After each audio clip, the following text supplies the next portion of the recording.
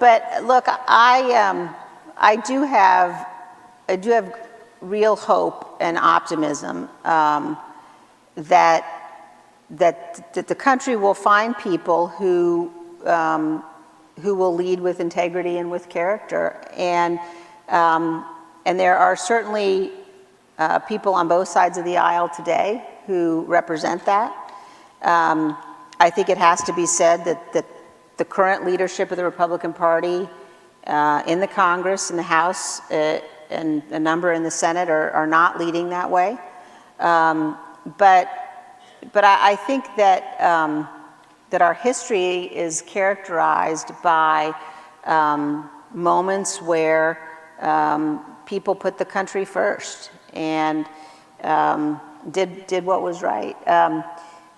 One of my sons is in a forensics class in which they have to memorize speeches, and he happens to be memorizing Al Gore's concession speech in 2000. And again, this is I obviously was a very hard-fought campaign. Al Gore and I have a lot of disagreements on policy. I'm glad that campaign and election turned out the way it did.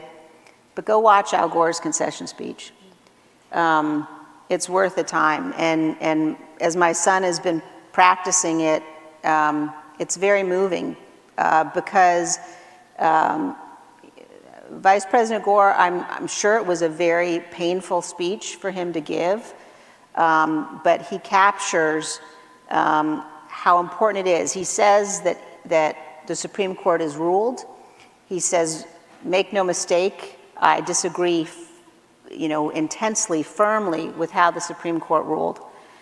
But in this nation, it's our honored institutions of democracy that determine the outcome of our elections. And I think that the vast majority of Americans on both sides of the aisle believe in the honored institutions of our democracy. And we'll get through this period, and we will elect people who are going to defend those.